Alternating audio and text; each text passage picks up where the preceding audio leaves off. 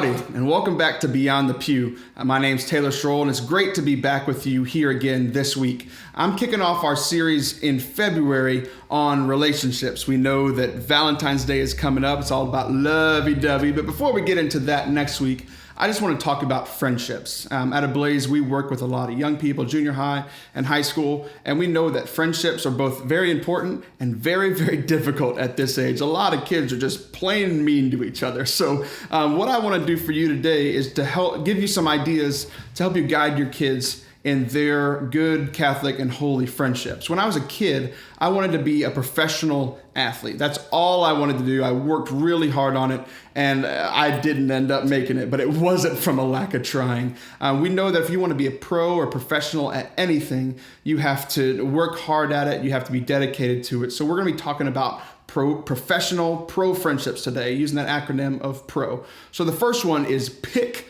wisely. As parents, you know that this is very important. Bad company corrupts good morals. We hear that in the Proverbs. And one of my virtual mentors, the great Zig Ziglar, always said, "Show me your friends and I'll show you your future." So if we're hanging around with great kids that I had the privilege of doing when I was a kid, we'll probably turn out all right. But I know from experience that if we hang out with people who aren't the good Catholic role models or good people of good morals, we can start to slip up, and I'm sure you've seen that in your life and probably in your kids as well. So number one, pick wisely. Number two, and really important, is to be real. A lot of kids in our social media age and in junior high and high school trying to figure themselves out, it's hard for them to show their real selves. I know for me in junior high, I didn't want to show my real self, so I just acted like everybody else. So being real is very, very important. And then one of the things in the Christian life that I mean by this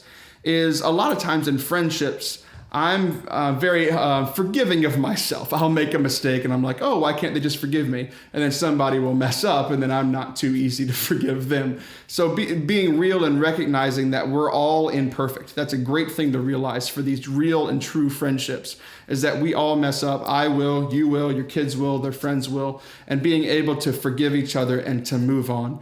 And then finally, the O is being open to growth. We all know that friendships take time and energy. You know, as parents, and your kids probably need some help and guidance in this, is that friendships take time. Friendships take energy. They take this forgiveness that we talked about.